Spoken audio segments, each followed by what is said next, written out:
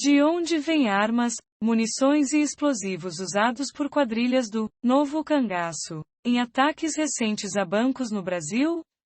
Tráfico fornece fuzis, cartuchos e dinamites a quadrilhas que atacam agências no país, dizem especialistas em segurança.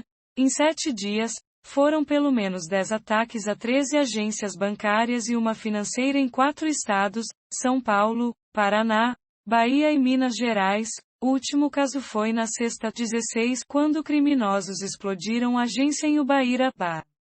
De onde vêm as armas, as munições e os explosivos que têm sido usados por quadrilhas em ataques a bancos no Brasil? Segundo especialistas em segurança pública ouvidos pelo G1, traficantes internacionais e nacionais são responsáveis por fornecer fuzis, cartuchos e dinamites a esses grupos criminosos conhecidos como Novo Cangaço.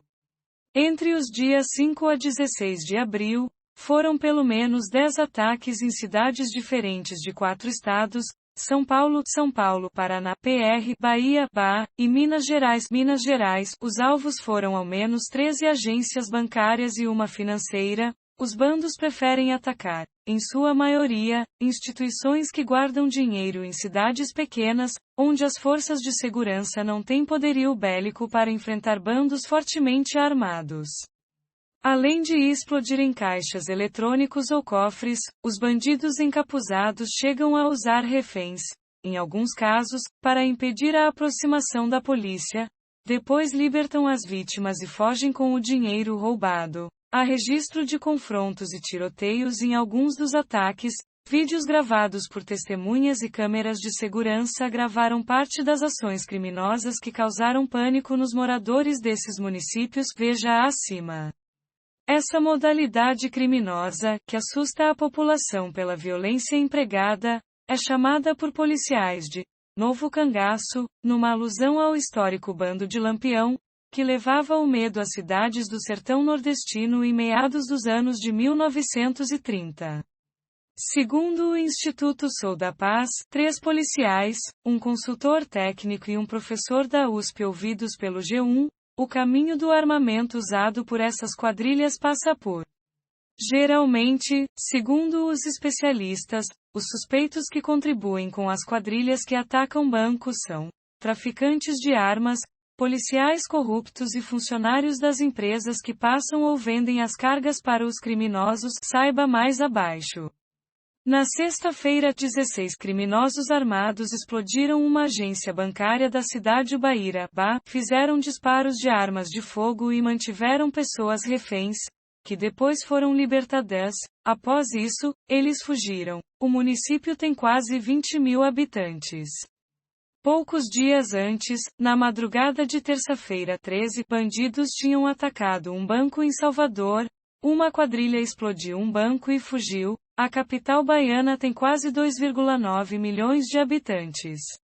Houve, ainda, um assalto na madrugada do dia 10 de abril, em outra cidade baiana, Sapé-Açu. Criminosos também explodiram um banco e fugiram depois. O município tem mais de 17.000 pessoas. Na madrugada do dia 8 de abril, foram 2 ataques do tipo. Na madrugada de 7 de abril, também foram 2. Na madrugada anterior, 6 de abril, os alvos dos assaltantes foram. E, em 5 de abril, o ataque foi em Campo Alegre de Lourdes, no norte da Bahia. Durante a noite, um grupo armado atacou e explodiu a agência bancária da cidade. Na fuga, a quadrilha fez moradores reféns, que depois foram libertados. O município tem pouco mais de 28.000 habitantes. Os ataques do Novo Cangaço se baseiam em ações com grupos criminosos que costumam atacar cidades pequenas. Dos 10 municípios atacados recentemente no país, apenas um é uma cidade grande, Salvador. Os demais têm população inferior a 100.000 habitantes. As ações são violentas, os bandidos usam armas de grosso calibre, em sua maioria fuzis, submetralhadoras e pistolas, coletes balísticos e grande quantidade de munições e explosivos. Até a última atualização desta reportagem, Não havia confirmação se todos os bancos atacados foram roubados nem informações sobre a quantidade de dinheiro levada pelos grupos. Em alguns ataques, criminosos trocaram tiros com policiais. Apesar disso, não há registros de mortes nem de prisões de suspeitos. As polícias civis e as militares e a Polícia Federal, PF, atuam nos casos de ataques em busca de pistas que possam levar às quadrilhas e ao dinheiro roubado das agências. Segundo Natália Polak, também gerente de projetos do Instituto, são traficadas armas inteiras ou desmontadas. Entre os fuzis e submetralhadoras estrangeiras, predominam marcas provenientes dos Estados Unidos, Europa e Argentina, havendo também uma presença crescente de armas chinesas e turcas. Em princípio, armas e munições não vêm por portos, vêm do Paraguai. Não são armamentos comercializados por aqui, afirmou um coronel da PM de São Paulo que pediu para não ser identificado. De acordo com o delegado Anselmo Cruz, que investiga a quadrilha que roubou um banco em dezembro do ano passado em Criciúma, Santa Catarina, os criminosos estão usando armas de uso exclusivo das Forças Armadas, como o Exército. Vídeos que circulam nas redes sociais mostram o ataque na cidade catarinense, veja abaixo. O delegado se refere, por exemplo, a armas de calibre .50, usado em fuzis e metralhadoras. Provavelmente no ataque a Criciúma pode ter sido empregado um fuzil .50, que é algo não muito comum entre os criminosos que atacam bancos, segundo explicou José Vicente da Silva, consultor, ex-secretário nacional de Segurança Pública e ex-coronel da PM paulista. Nós temos dois tipos de armas .50, um é um fuzil que pesa 8 kg, outro é uma metralhadora, precisa até de suporte, que pesa uns 40 kg.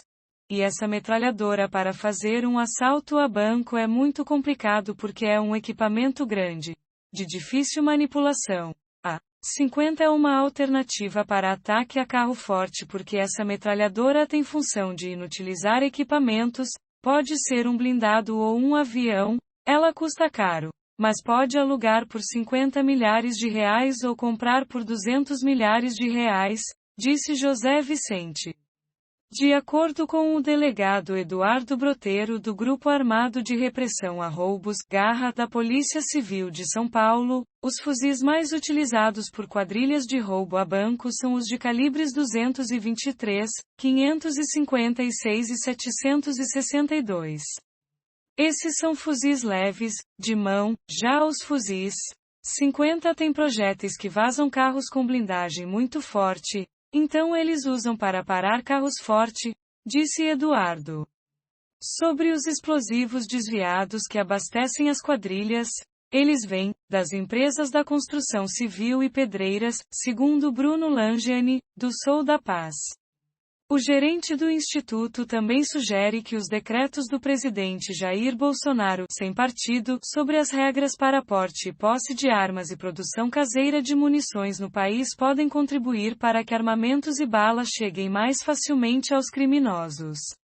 Mais recentemente, com todas as liberações que Bolsonaro fez, tem também a possibilidade de mais fonte de desvio que antes não eram possíveis.